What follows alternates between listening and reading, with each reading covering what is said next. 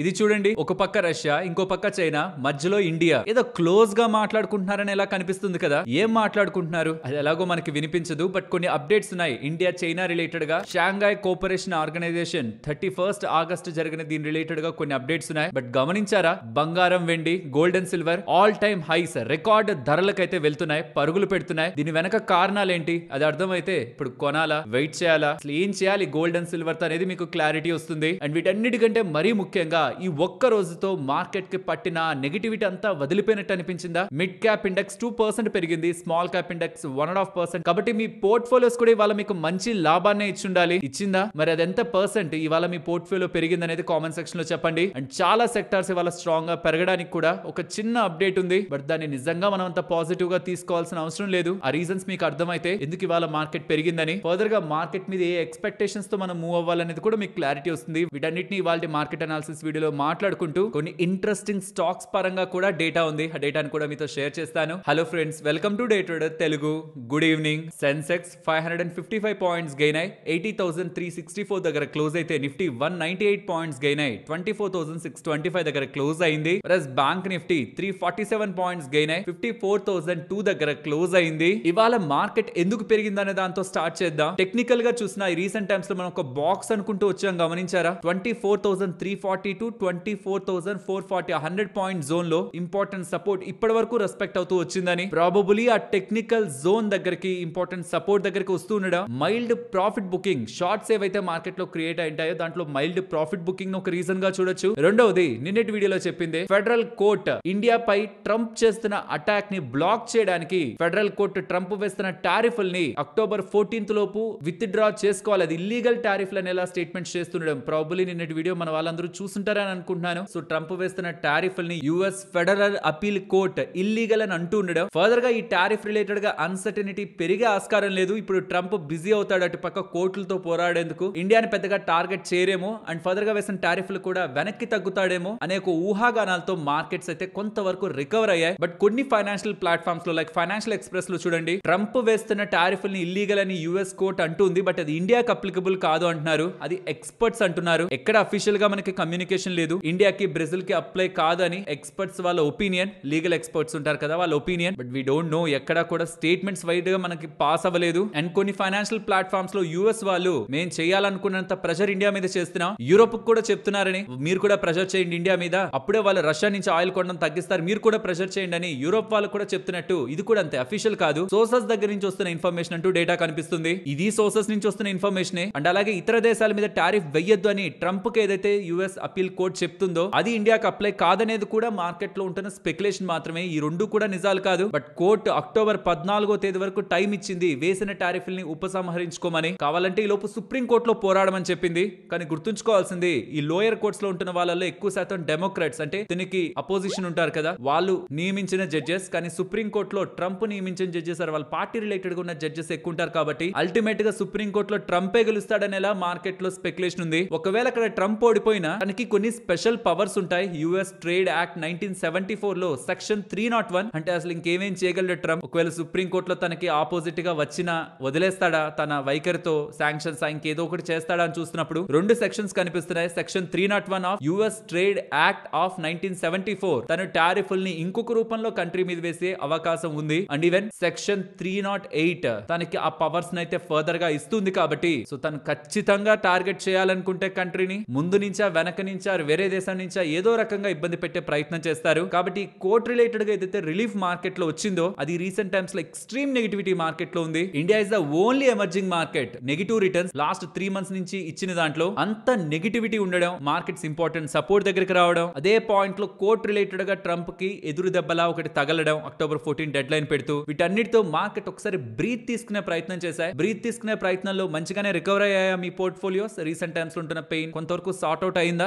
ఇవాళ కూడా మనం ఇన్వెస్ట్ చేసిన స్టాక్స్ పెద్దగా పెరగలేదనేది మీ ఒపీనియన్? నాకైతే ఇవాళ స్ట్రాంగ్ గానే మంచిగానే పోర్ట్ఫోలియో పెరిగిందని అనిపించింది. మీ ఒపీనియన్స్ అయితే కామెంట్ సెక్షన్ లో చెప్పండి. అండ్ ఇది ఈ వీడియోలో మీకు కనిపిస్తున్న దాంట్లో నరేంద్ర మోడీ గారు, Russia president Putin and China president Xi మీకు కనిపిస్తారు కదా. రష్యాకి ఇండియాకి మంచి రిలేషన్ ఉంది, దాని గురించి మనం గట్టిగా మాట్లాడుకోవాల్సింది ఏం లేదు. బట్ ఇండియా చైనా రిలేటెడ్ గా జరిగిన మీటింగ్ లో గంట సేపు పాటు చైనా ప్రెసిడెంట్ తో మోడీ గారు మాట్లాడి ఇండియా చైనా మధ్యలో ఉంటున్న డిఫరెన్సెస్ ని ఇద్దరు సార్ట్ అవుట్ చేసుకోవాలి, ఇండియా అండ్ చైనా పార్ట్నర్స్ గా ఉండాలి కానీ రైవల్స్ గా ఉండకూడదు అనేలా ఒక డెసిషన్ కి వచ్చినట్లు డేటా అయితే మనకి కనిపిస్తుంది. అండ్ వీళ్ళిద్దరి మధ్యలో జరిగిన హైలైట్స్ ఇక్కడ మీకు స్క్రీన్ ముందు పెడుతున్నాను. చైనా ప్రెసిడెంట్ జీ ఏమన్నారు, India prime minister Narendra Modi గారు ఏమన్నారు, కైలాష్ మానస్ సరోవర్ యాత్ర పిలిగ్రిమ్స్ కోసం మళ్ళీ రెజ్యూమ్ చేస్తున్నట్టు, ఇంకా మధ్యలో డిస్కషన్స్ చేసి ఇద్దరు రిలేషన్ ని స్ట్రెంథన్ చేసుకుంటున్నట్టు, పీస్ అండ్ స్టెబిలిటీని రీస్టోర్ చేస్తూ 2.8 బిలియన్ పీపుల్ 280 కోట్ల ప్రజలకు సంబంధించిన అంటే రెండు దేశాలకు సంబంధించిన పాపులేషన్ కదా, వాళ్ళందరి ఇంట్రెస్ట్ కోసం రెండు దేశాలు కలిసి పనిచేస్తాయనేలా డేటా జరిగిన మీటింగ్ లో మనకు అర్థమవుతుంది. అండ్ ఈవెన్ 5 ఇంపార్టెంట్ టేక్ అవేస్ ఉన్నాయి. అది స్టాక్ మార్కెట్ కి రిలేట్ అవుతున్నావు కాదు, బట్ మీకు స్క్రీన్ ముందు ఉంచుతున్నాను, వీరైతే పాస్ చేసి చూడండి. ఇదేమైనా ఎక్సైటింగ్ గా ఉండే అప్డేట్ అంటే ఫ్రాంక్లీ నాకేం అంతలా డేటా కనిపించట్లేదు. అంటే ఇమీడియట్ గా మార్కెట్ కి పాజిటివ్ అంటే ఏదో కలిసారు, మీటింగ్ మాట్లాడారు, ప్రతిసారి ఇలాంటి స్టేట్మెంట్సే ఉంటాయి. లాస్ట్ టైమ్స్ కూడా మాట్లాడాను, ఇండియా చైనా కలిసి ఇద్దరికిద్దరు డోర్స్ ఓపెన్ చేసి ట్రేడ్ చేసుకుందాం అంటే చైనా వచ్చి మొత్తం దుకాణం పెట్టేస్తుంది ఇండియాలో. మన ఇండియా వెళ్ళి అక్కడ ఏం అమ్మాలి, ఎందుకంటే మనం ఏం అమ్మాలన్నా అక్కడ అమ్మడానికి ఆల్రెడీ తక్కువ ధరలో ఉంటది అండ్ ఆల్రెడీ మనకంటే ముందే మ్యానుఫ్యాక్చరింగ్ అయిపోయి ఉంటుంది. చాలా లార్జెస్ట్ మార్కెట్ ప్లేస్ కాబట్టి మనకు కావాల్సిందల్లా మన గ్రోత్ లో చైనా అడ్డుపడకుండా ఉండడం, మనకు కావాల్సిన వనరుల్ని, రా మెటీరియల్స్ ని, కీ ఇంపార్టెంట్ ఇన్ఫ్రాస్ట్రక్చర్ ని, సప్లై చైన్ నెట్వర్క్ ని ఎక్కడా కూడా చైనా బ్లాక్ చేయకుండా ఇండియా గ్రోత్ కి అడ్డు పడకుండా ఉండే లెవెల్లో మనం చైనాతో రిలేషన్ మెయింటైన్ చేస్తే చాలు. అంతకు మించిన రిలేషన్ చైనాకి మంచిది కానీ మనకు కాదు. ఎందుకంటే మీకు ఇది సింపుల్ గా చెప్తాను, గుర్తుంచుకోండి. మన రిలేషన్ యూఎస్ తో ఎలా ఉండాలి, చైనాతో ఎలా ఉండాలని. అమెరికాకు మనం 80 రూపీస్ కి సంబంధించిన వస్తువులను అమ్ముతుంటే అమెరికా మనకి 40 రూపీస్ కి సంబంధించిన వస్తువులను అమ్ముతుంది. అంటే అదనంగా ఇక్కడ మనమే 40 రూపీస్ కి సంబంధించిన వస్తువుల్ని అమెరికాకి ఎక్కువ అమ్ముతూ ఉంటాం. కానీ చైనా విషయం అలా కాదు. చైనా మనకి ఒక 115 రూపీస్ కి సంబంధించిన వస్తువుల్ని మనకు అమ్ముతుంటే మనం చైనాకి అమ్మేది 15 రూపీస్ వస్తువుల్ని. ఇక్కడ రూపీస్ లో చెప్పానా, అదంతా $1 బిలియన్ అనమాట. సో దీన్ని బట్టి అర్థమవుతుందా, అమెరికా డబ్బులు మన అకౌంట్ లో వేస్తుంది. అంటే మన భారతీయులకు సంబంధించిన ప్రొడక్ట్స్ అమెరికాకు వెళ్తుంటే మనకి లాభం వస్తుంటది. బట్ చైనా అలా కాదు, వాళ్ళదే మన దగ్గరికి వస్తూ ఉంటుంది. సో ఇద్దరికి రిలేషన్ స్ట్రెంత్ అయ్యి మార్కెట్స్ ఓపెన్ అయితే చైనాకి చాలా మంచి మార్కెట్ ఇండియా. చాలా ఇండస్ట్రీస్ ని కంప్లీట్ గా క్లీన్ చేసేస్తుంది మనం గానీ ఓపెన్ చేస్తే మార్కెట్ ని. సో కాబట్టి ఎప్పుడు ఇండియా అంత ఓపెన్ డోర్స్ మనకి చైనాకి ప్రొవైడ్ చేయదు. అది చైనా కూడా తెలుసు కాబట్టి సందర్భం వచ్చినప్పుడల్లా మనకు అగెనెస్ట్ గా వ్యవహరించాలనే వాళ్ళు చూస్తారు. బట్ ఇప్పుడుంటున్న సినారియోలో ఇలా రిలేషన్ కొంచెం స్ట్రెంథన్ అవుతుంది అంటున్నారు కాబట్టి అట్లీస్ట్ న్యూట్రల్ గా అయినా వ్యవహరించి ఇండియా గ్రోత్ కి అడ్డుపడకుండా చైనా ఉంటేనే అదే బిగ్ సక్సెస్. ఇండియా ఒక ఫారెన్ ట్రేడ్ పాలసీ డైలాగ్ లో మన ఇండియన్ గవర్నమెంట్ సక్సెస్ అవుతున్నట్టు అది మన కమింగ్ టైమ్స్ లో అర్థం అవుతుంది. కష్టం వచ్చినప్పుడే కదా తెలుస్తుంది వాళ్ళు ఏ సైడ్ నిలబడుకుంటున్నారని. అండ్ మార్కెట్ అనాలిసిస్ మాట్లాడుకునే ముందు యుఎస్ ప్రెసిడెంట్ కి కౌన్సిలర్ అయిన పీటర్ నవారో ఈ రీసెంట్ టైమ్స్ లో ఇండియా రష్యా రిలేటెడ్ గా చేస్తున్న ఆయిల్ పర్చేజెస్ మీద తను కొంచెం ఘాటుగానే వ్యాఖ్యలను చేస్తున్నారు. And last few hours back కూడా తను చేస్తున్న కామెంట్స్ ఒకసారి చూడండి. ఇండియా వాళ్ళ ప్రజల కోసం రష్యన్ ఆయిల్ ని కొనట్లేదు, కొన్ని ఫ్యామిలీస్ మాత్రమే దాని కారణంగా లాభపడ్డాయి. బ్రాహ్మిన్స్ అంటున్నారు, ప్రాబబ్లీ దాని మీనింగ్ ఏంటో మరి. రీసెంట్ టైమ్స్ లో రష్యా యుక్రెయిన్ వార్ ని మోడీ వార్ అని పిలిచారు. తను రష్యా యుక్రెయిన్ చేస్తున్న వార్ కాదు, అది మోడీ చేయిస్తున్న వార్, అది మోడీ వార్. మోడీ ఆపాలనుకుంటే ఓవర్ నైట్ లో దాన్ని ఆపచ్చు, కానీ ఆపడు. అలా ఆపితే మేము కూడా 25% టారిఫ్లు తీసేస్తాం, కానీ అలా వాళ్ళు చేయరు అని అప్పుడు కూడా స్టేట్మెంట్స్ వచ్చాయి. బట్ ఇప్పుడు కూడా ఆయిల్ ని కొంటున్నది ఇండియా కోసం కాదు, కొన్ని పర్టికులర్ ఫ్యామిలీస్ దీని కారణంగా పెద్ద మొత్తంలో లాభం పొందాయి, కానీ ఇండియన్స్ కాదనేలా స్టేట్మెంట్స్ తన సైడ్ నుంచి కనిపిస్తున్నాయి. సో క్లియర్లీ యుఎస్ వాళ్ళు ఇండియా రిలేటెడ్ గా అండ్ ఇండియా రిలేటెడ్ గా ఉన్న డైనమిక్స్ పరంగా చాలా ఎక్కువ ఫోకస్ పెడుతున్నట్లే కనిపిస్తుంది. ప్రాబబ్లీ వాళ్ళు అనుకున్నది జరిగేంత వరకు కూడా ఇండియా పరంగా టారిఫ్ల్ని ఎత్తేసే అవకాశం లేదు. ఒకవేళ అలాంటి జరిగిన యుఎస్ కోర్టు పరంగా జరిగిన, అందుకే ఈ డేటాను కూడా పట్టుకున్నాను. మళ్ళీ ఆ రోజు సడన్ సర్ప్రైజ్ గా కోర్టు తీసేసింది. బట్ యుఎస్ ప్రెసిడెంట్ కి కొన్ని పవర్స్ ఉన్నాయి, దాని ద్వారా వేశారు. అప్పుడు కొత్తగా మాట్లాడుకోవడం కంటే ఈ ప్రాబబిలిటీ ఉందని ఫస్ట్ నుంచి మనం ఫిక్స్ అయ్యామనుకోండి, నెగిటివ్ గా ఇలా కూడా ఉండొచ్చులే, ఇది తీసినా దాంతో వస్తారులే అనుకుంటే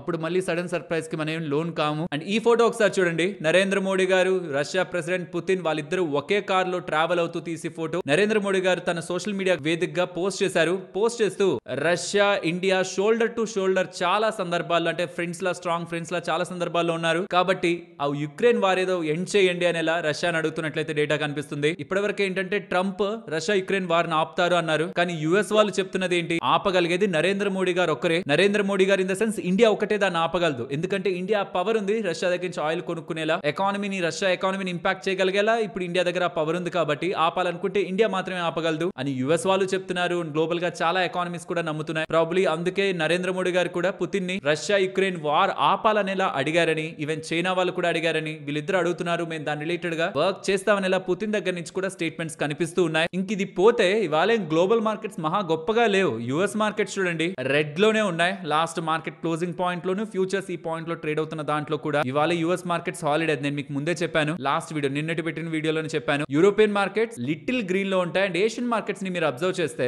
చైనా మార్కెట్ స్ట్రాంగ్ గా పెరుగుంటుంది, జపాన్ మార్కెట్ ఫాలో అయింటుంది. సో కొంచెం మిక్స్డ్ గా ఉన్నాయి. చైనాకి సంబంధించిన మ్యానుఫ్యాక్చరింగ్ డేటా పాయింట్స్ 5 months హైలో ఉన్నాయి. సో ప్రాబబ్లీ ఆ రీజన్ తో చైనా మార్కెట్లు స్ట్రాంగ్ గా ఉండొచ్చు. ఎల్స్ ఇవాళ ఏషియన్ మార్కెట్స్ అన్ని కూడా వీక్ గా ఉండాలి. బట్ ఇండియా మాత్రం కొన్ని రీజన్స్, స్టార్టింగ్ లో అనుకున్న రీజన్స్ తో ఇవాళ స్ట్రాంగ్ గా పెరిగింది. ఫర్దర్ గా ఎలా ఉండే అవకాశం ఉంది? షార్ట్స్ 91% సిస్టమ్ లో ఉన్నాయి. ఇవాళ కవర్ అయ్యాయా లేదనేది చెక్ చేసుకోవాలి మనం. 91% బాగా కవర్ అయితే ఇవాళ మార్కెట్ పెరిగిందా, అండ్ ఎఫ్ఐఎస్ ఒక బయింగ్ మళ్ళీ మార్కెట్ లో స్టార్ట్ అయిందా? ఈ రెండు పాయింట్స్ ని మనం వాలిడేట్ చేసుకోవాలి. సరే ఈ రెండు ఎలా ఉన్నా సరే పక్కన పెడితే టెక్నికల్ గా సపోర్ట్ దగ్గరకు వచ్చి మార్కెట్ పెరగడం, మార్కెట్ లో ఒక చిన్న ఉపశమనంలా, ఒక చిన్న పాజిటివ్ లా యుఎస్ కోర్ట్ ట్రంప్ ఒక టారిఫ్ ని బ్లాక్ చేయడానికి ప్రయత్నిస్తుంది. బ్లాక్ చేస్తుందో లేదో మనకు తెలియదు, చేసినా తను వదిలేస్తాడో లేదో కూడా మనకు తెలియదు. బట్ ఆ ప్రయత్నం జరుగుతుంది అనేసరికి కొంత మార్కెట్ కి ఉపశమనంలా, కొంత రిలీఫ్ లా ఇవాళ మార్కెట్ కొంత పెరుగుండొచ్చు. షార్ట్ టర్మ్ లో మాత్రం మిరాకిల్స్ మార్కెట్ నుంచి ఎక్స్పెక్ట్ చేయొద్దు. ఉండాల్సిన హర్డిల్స్ అన్ని వాటి ప్లేస్ లో ఉన్నాయి. బట్ పాజిటివ్స్ మార్కెట్ పరంగా స్ట్రాంగ్ గా ప్లే అవడానికి మాత్రం, అంటే ఇంతవరకు మార్కెట్ లో రీసెంట్ టైమ్స్ లో గవర్నమెంట్ ఆఫ్ ఇండియా నుంచి వస్తున్న ఏ పాజిటివ్ అప్డేట్ కూడా రిఫ్లెక్ట్ అవ్వలేదు. ఇన్కమ్ ట్యాక్స్ పరంగా రిఫ్లెక్ట్ అవ్వలేదు,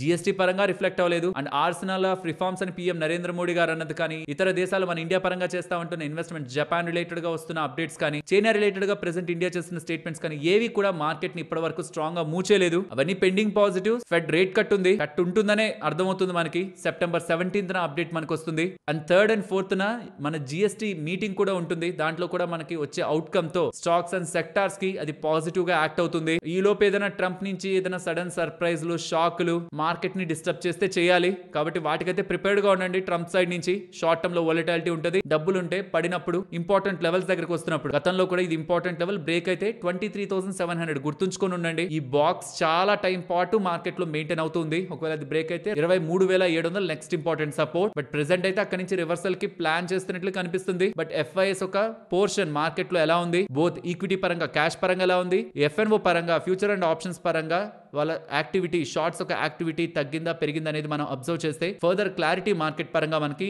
అరైజ్ అవుతుంది. అండ్ గోల్డ్ రిలేటెడ్ గా ఈ మార్కెట్ అనాలిసిస్ అయిపోయిన వెంటనే మాట్లాడుకుందాం. బట్ మార్కెట్ అనాలిసిస్ తో కలిపేస్తే ఇది అంతా పెద్దదిగా అయిపోతుంది. మార్కెట్ అనాలిసిస్ ఒక్కటే విత్ ఇన్ సెకండ్స్ మీరు ఇప్పుడు గోల్డ్ అనాలిసిస్ ని కూడా చూస్తారు. ఫ్రెండ్స్, ఇలా మార్కెట్ లో ఉంటున్న each and every data point ని కనెక్ట్ చేస్తూ ఇలా కంటెంట్ మీ వర్క్ తీసుకురావడానికి మేము టీం పెట్టిన ఎఫర్ట్స్ మీకు వాల్యుబుల్ గా అనిపించుంటే ఒక లైక్ చేస్తూ పెడుతున్న ఎఫర్ట్స్ ని ఎంకరేజ్ చేయండి. సరే, గోల్డ్ కొనాలనుకుంటున్న వాళ్ళు, సిల్వర్ కొనాలనుకుంటున్న వాళ్ళు ఎందుకు పెరుగుతుంది అనేది ఫస్ట్ క్లియర్ గా అర్థం చేసుకోవాలి. ఇది స్టాక్స్ లా కాదనమాట. మీకేం నెంబర్స్ ని ఇస్తూ, రిజల్ట్స్ ని పోస్ట్ చేస్తూ, ప్రాఫిట్స్ తో, ఈ పీ రీరేటింగ్ తో మళ్ళీ మనకి స్ట్రాంగ్ గా రిటర్న్స్ ఇస్తా అనుకోవడానికి ఇది ఒక కమోడిటీ అనే విషయాన్ని ఎప్పటికీ మనం మైండ్ లో ఉంచుకోవాలి. Gold always a commodity. And gold కానీ, ఈవెన్ పర్టికులర్ గా సిల్వర్ కానీ పెరిగే ఆస్కారం ఉందని మల్టిపుల్ వీడియోస్ ఆల్రెడీ మన ఛానల్లో ఉంటాయి. ఇప్పుడు చెప్తున్నాను, ఈ పాయింట్ కూడా చెప్తున్నాను. గోల్డ్ అండ్ సిల్వర్ ప్రతి ఒక్కరి పోర్ట్ఫోలియోలో, ప్రతి ఒక్కరి ఇన్వెస్ట్మెంట్ మైండ్ సెట్ లో ఉండాలి. అది ఎప్పుడు ఉండాలంటే ఎవ్వరు పట్టించుకున్నప్పుడు, ఎవ్వరు దాని గురించి కేర్ చేయనప్పుడు, అవి బాగా పడుతున్నప్పుడు మనం మైండ్ లో పెట్టుకోవాలి. బట్ ఇప్పుడు ఏం జరుగుతుంది, ఎందుకు గోల్డ్ అండ్ సిల్వర్ పెరుగుతుంది, దీని గురించి తెలుసుకుందాం. మీరు గమనిస్తే గోల్డ్ 1% పెరిగింది, సిల్వర్ 2% పెరిగింది. అండ్ లాస్ట్ 1 month లో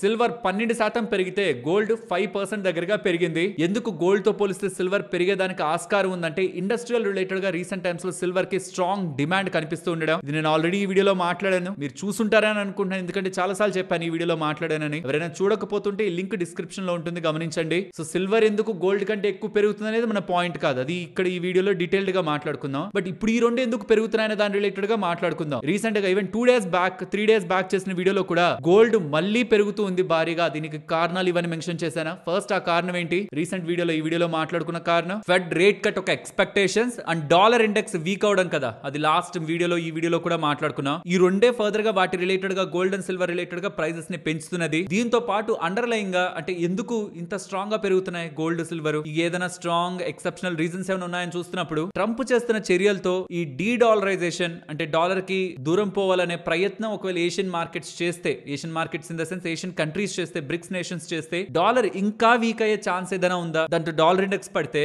ఎప్పటికీ గుర్తుంచుకోండి, రేట్ కట్ జరగడం, ఫెడ్ వాల్ రేట్ కట్ చేయడం, గోల్డ్ అండ్ సిల్వర్ పెరుగుతాయి. డాలర్ పడిపోవడం, డాలర్ విలువ పడిపోవడం, గోల్డ్ అండ్ సిల్వర్ పెరుగుతాయి. ఈ రెండు మైండ్ లో ఉంచుకోండి. ఆర్ ఏదైనా అన్సర్టనిటీ, గ్లోబల్ గా ఏదైనా యుద్ధం కానీ, రెసెషన్ రెసిషన్ కానీ ఇలా వస్తున్నా గోల్డ్ అండ్ సిల్వర్ పెరుగుతాయి. యుద్ధం రెసిషన్ అలా వస్తే సిల్వర్ కంటే గోల్డ్ ఎక్కువ పెరుగుతుంది. మళ్ళీ ఇది వీడియోలో సిల్వర్ గురించి చెప్పాను కదా అని సిల్వర్ కింగ్ కాదు. కొన్ని సిచ్యువేషన్స్ లో gold king. But recent times లో ఇండస్ట్రియల్ యాక్టివిటీ ఎక్కువ అవడం వల్ల సిల్వర్ కి ప్రాధాన్యత పెరిగింది. $40 per ounce కి సిల్వర్ క్రాస్ చేసింది. హిస్టారికల్ రెసిస్టెన్స్ అది క్రాస్ అయింది. దాని గురించి మాట్లాడుకుందాం. బట్ దాంతో పాటు గ్లోబల్ గా ఉన్న ఇంకొక అన్సర్టనిటీ కూడా ఎమెన్ రిలేటెడ్ గా ఇజ్రాయెల్ వాళ్ళు దాడి చేస్తే వాళ్ళకి సంబంధించిన ప్రైమ్ మినిస్టర్ కాలం చేశారు. ఇంకా తను ఎలిమినేట్ అయిపోయారు ఇజ్రాయెల్ ఒక స్ట్రైక్ లో. వాళ్ళు ఏమంటున్నారంటే హౌతీస్ మా ప్రైమ్ మినిస్టర్ ని ఇలా చేస్తారా, మేము కూడా తిరిగి దాడి చేస్తామని ఇలా మాట్లాడుతున్నారు. ఈ వార్ రిలేటెడ్ అన్సర్టనిటీ అక్కడ దాంతో కూడా గోల్డ్ అండ్ సిల్వర్ కొంత మేరకు ఇంపాక్ట్ అయి ఉండొచ్చు. బట్ అక్కడ వార్ సినారియో అంటే ఈక్విటీ మార్కెట్స్ పడుండాలి కదా అని మీరు అంటే దానికి పడ్డాయి.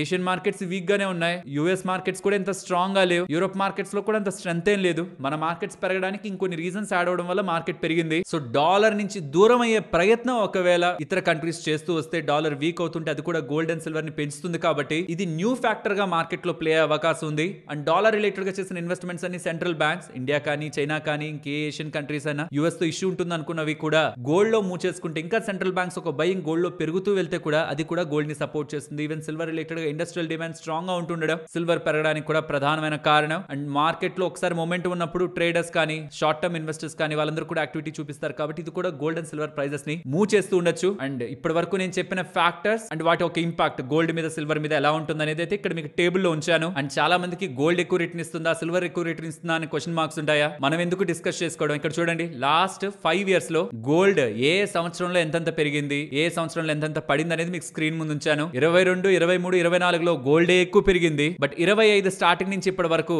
సిల్వర్ స్ట్రాంగ్ గా పెరిగింది, పెరుగుతూ ఉంది. సో ఇప్పటి వరకు పెరగని సిల్వర్ ఇప్పుడు పెరుగుతూ ఉండడం అందులో స్ట్రాంగ్ మొమెంటం ఇప్పుడు మనకు కనిపిస్తుంది. కానీ గత 20 సంవత్సరాల నుంచి ధరలు ఎలా పెరిగాయి, డబల్ అవుతూ వచ్చింది ఆ గోల్డ్ 5 సంవత్సరాలు కానీ చూస్తే 2015 నుంచి అదే లెక్క. 2015 నుంచి ప్రతి 5 సంవత్సరాలకి గోల్డ్ డబుల్ అయిపోతూ వచ్చింది. సిల్వర్ కూడా ఏం తగ్గలేదు, సిల్వర్ కూడా డబుల్ అవుతూనే వచ్చింది. చూడండి ఇక్కడ డేటాలో మీకు అది కనిపిస్తుంది 2015 నుంచి. బట్ 2010 నుంచి 15లో పెద్ద మార్పులే ఉండవు. హోప్ మీకు ఈ డేటా కూడా సిల్వర్ పెరుగుతుందా ఎక్కువ గోల్డ్ పెరుగుతుందా అన్న దాని మీద క్లారిఫికేషన్ ఇచ్చిందని. మెయిన్ ఇంపార్టెంట్ క్వశ్చన్, ఇప్పుడు ఇన్వెస్ట్మెంట్ చేస్తే గోల్డ్ సిల్వర్ పెరుగుతాయా ఇంకా ఇక్కడ నుంచి భారీగా అంటే? అందుకే నేను స్టార్టింగ్ లో ఒక మాట చెప్పాను, ఇది ఎప్పుడు కూడా కమోడిటీ నేచర్ తోనే చూడాలి. ఇన్వెస్ట్మెంట్ చేస్తాను అలా అని ఇది 50% 100% రిటర్న్స్ నాకు ఇవ్వదు. పోర్ట్ఫోలియో కొంత యాంకరింగ్ ఇస్తుంది, కొంత స్టెబిలిటీ ఇస్తుంది. సిచ్యువేషన్స్ అన్ని ఇంకా వర్స్ అవుతున్నాయి అనుకోండి, యుఎస్ తో మిగిలిన దేశాలన్నిటికీ డీడాలరైజేషన్ జరుగుతూ డాలర్ ఇంకా వీక్ అవుతూ ఫెడ్ వాల్ రేట్ కట్లు చేస్తూ లేకపోతే ఇంకా సెంట్రల్ బ్యాంక్స్ గోల్డ్ ని కొంటూ జరుగుతూ ఉంటే గోల్డ్ పెరుగుతూ ఉంటుంది. Industrial demand plus global outlook తో సిల్వర్ కూడా పెరుగుతూ ఉంటుంది. బట్ లాస్ట్ వచ్చిన రిటర్న్స్ ఇప్పుడు కూడా ఇంకా కమింగ్ టైమ్స్ లో వస్తాయనే కాకుండా ఇది ఒక అసెట్ క్లాస్. మహా అయితే 5% నుంచి 10% మాత్రమే పోర్ట్ఫోలియో లెవెల్లో మన అలొకేషన్ ఉండాలనేది గుర్తుంచుకోవాలి. అలొకేషన్ ని పెంచండి. ఎప్పుడంటే అందరూ మార్కెట్ లో దాన్ని అవాయిడ్ చేసే బాగా ఫాల్ అయ్యాయి, కనీసం మినిమం ఒక 10 to 15% ఫాల్ అయ్యాయి పీక్ నుంచి అని మీకు అర్థం అవుతున్నప్పుడు అప్పుడు అలొకేషన్ ఇంకొక 5% ఎక్స్ట్రా పెంచొచ్చు. కానీ వీటిని స్టాక్స్ లెక్క మార్కెట్ లో అయితే చూడొద్దు. ఇవి ఇక్కడ మెన్షన్ చేసిన ఫ్యాక్టర్స్ ఉన్నాయా వీటి మీద ఆధారపడతాయి. వీటిని ఏది చేంజ్ అవుతున్నా పెరగడం అలానే ఉంటుంది, పడ్డం కూడా అలానే ఉంటుంది. కన్సాలిడేట్ అవడం 5-6 సంవత్సరాలు కన్సాలిడేట్ అయి పెద్ద లాభం అలాగే నష్టం కూడా లేకుండా కన్సాలిడేట్ అయిపోతున్న సందర్భాలు కూడా చరిత్రలో గత 40 ఏళ్ల చరిత్రలో గోల్డ్ అండ్ సిల్వర్ లో మీరు చాలా సార్లు చూడొచ్చు. హోప్ మీకు లాజిక్ అర్థమైందని. ఫ్రెండ్స్, ఇన్ఫర్మేషన్ వాల్యుబుల్ అని అనిపించిందా? మీకు అలా అనిపిస్తే తప్పకుండా మన వీడియోని లైక్ చేయండి. కర్ణాటకలో రియల్ ఎస్టేట్ పరంగా ఒక బిగ్ షాకింగ్ అప్డేట్ కనిపిస్తుంది. అక్కడ రిజిస్ట్రేషన్ ఫీజ్ ని 1% నుంచి 2% కంటే 100% పెంచుతున్నారు. సో ఇల్లు కొనాలనుకుంటున్న వాళ్ళకైతే డెఫినెట్లీ ఇది బ్యాడ్ న్యూస్. అక్కడ స్పెషల్లీ మన ఐటీ ఎంప్లాయీస్ ఎక్కువగా ఉంటుంటారు కదా బెంగళూరులో, సొంత ఇంటి కళ కోసం లోన్స్ తీసుకొని మరి కొంటూ ఉంటారా? మీరు రిజిస్ట్రేషన్ పరంగా ఏదైతే ఇప్పుడు చార్జెస్ ఉన్నాయో అవి డబుల్ అయితే అవుతాయి. ఎందుకు చేస్తున్నారు ఇలా? వీళ్ళ రెవెన్యూ టార్గెట్ ని పెంచుకోవడానికి. అడిషనల్ గా ఇంకొక 3,000 కోట్ల దగ్గరగా దీని కారణంగా సంపాదిస్తారని చెప్తున్నారు. పథకాలు కొన్ని పెడుతూ ఉంటాయి గవర్నమెంట్స్, దాన్ని మనమంతా చాలా పాజిటివ్ గా అనుకుంటూ ఉంటాం. దానికి డబ్బులు ఎక్కడి నుంచో రాదు, అటు తిప్పి ఇటు తిప్పి మన దగ్గర నుంచి కలెక్ట్ చేస్తూ ఉంటారు. నెక్స్ట్ స్టెర్లైట్ టెక్నాలజీస్ గురించి మాట్లాడుకోవాలి. స్టాక్ పడిందా? దీనికి ప్రధానమైన కారణం వీళ్ళకి సంబంధించిన యుఎస్ సబ్సిడరీ ఉంది. దానికి అగైనెస్ట్ గా సుమారుగా $97 మిలియన్ దగ్గరగా అక్కడ కోర్టులో వీళ్ళకి అగైనెస్ట్ గా తీర్పు అయితే వచ్చింది. నాన్ కాంపిటెంట్ కాన్ఫిడెన్షియాలిటీ అగ్రిమెంట్స్ ని బ్రీచ్ చేసినట్టు వీళ్ళకి అగైనెస్ట్ గా అక్కడ కోర్ట్స్ లో వీళ్ళ మీద పిటిషన్ ఫైల్ అవడం, డిస్కషన్స్ జరగడం, ఫైనలీ వీళ్ళకి అగైనెస్ట్ గానే తీర్పు రావడం స్టాక్ ఇవాళ పడ్డానికి ప్రధానమైన కారణం. వీళ్ళు ఇంకా ఫర్దర్ గా దీన్ని అపీల్ చేస్తారు, ఇంకా హైయర్ కోర్ట్స్ కు వెళ్తారని చెప్తున్నారు. మరి చూడాలి ఏం జరుగుతుందో.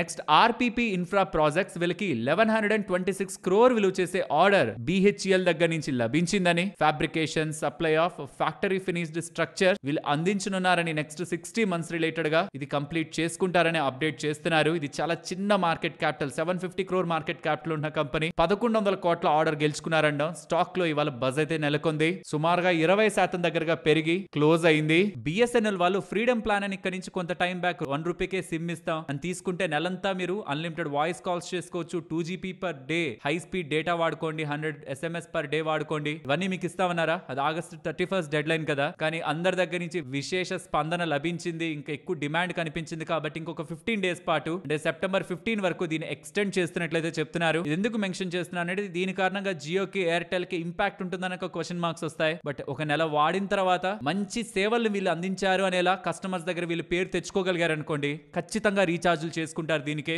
ఎందుకంటే జియో ఎయిర్టెల్ ప్లాన్స్ దీంతో పోలిస్తే చాలా అధికంగా ఉన్నాయి. సో ఈ దాంతో వీళ్ళు ఏంటంటే శాంపుల్ ఇస్తున్నట్టు తినండి, నచ్చితే కొనుక్కోండి అనేలా తింటారు. మంచిగా ఉంది అనిపిస్తే మాత్రం సేల్స్ వీళ్ళకి పెరిగే అవకాశం, అంటే సబ్స్క్రైబర్స్ వీళ్ళకి పెరిగే అవకాశం ఉంటుంది. సో కాబట్టి ఆగస్ట్ అండ్ సెప్టెంబర్ పరంగా ఉంటున్న సబ్స్క్రైబర్ డేటా అండ్ ఆర్పు పరంగా వీళ్ళు అప్డేట్ చేసే జియో ఎయిర్టెల్ అప్డేట్ చేసే డేటాని టెలికాం స్పేస్ లో ఇన్వెస్ట్మెంట్ చేస్తున్న వాళ్ళు జాగ్రత్తగా అబ్జర్వ్ చేయాలి. ఎన్సీసీ లిమిటెడ్ వీళ్ళకి 788 crore 34 lakhs విలువ చేసే water infra orders state government agencies దగ్గర నుంచి లభించాయని అప్డేట్ చేస్తున్నారు. నెక్స్ట్ GHCL గురించి మాట్లాడుకోవాలి. వీళ్ళ చైర్మన్ ని సెబీ వాళ్ళు 20 lakh పెనాల్టీ విధించి 18 months పాటు స్టాక్ మార్కెట్ నుంచి బ్యాన్ చేస్తున్నారు. బట్ దాని ఇష్యూ GHCL తో కాదు, ఇంకొక కంపెనీతో, గోల్డెన్ టొబాకో లిమిటెడ్ అనే కంపెనీతో. ఆ కంపెనీలో తను చేస్తున్న అవకతవకల్ని గుర్తించిన సెబీ ఈ డెసిషన్ అయితే తీసుకుంది. దీనికి GHCL బిజినెస్ కి ఎటువంటి ఇంపాక్ట్ లేదనేలా వీళ్ళైతే క్లారిఫికేషన్ ఇచ్చారు. ర్యాపిడ్ వాళ్ళు రీసెంట్ గా జొమాటో, స్విగ్గీ చేస్తున్న బిజినెస్ లోకి ఎంటర్ అవుతున్నాం అని చెప్పారా? వాళ్ళు ఎలాగో తక్కువ డబ్బులు మేము తీసుకుంటాం రెస్టారెంట్స్ నుంచి అని చెప్పి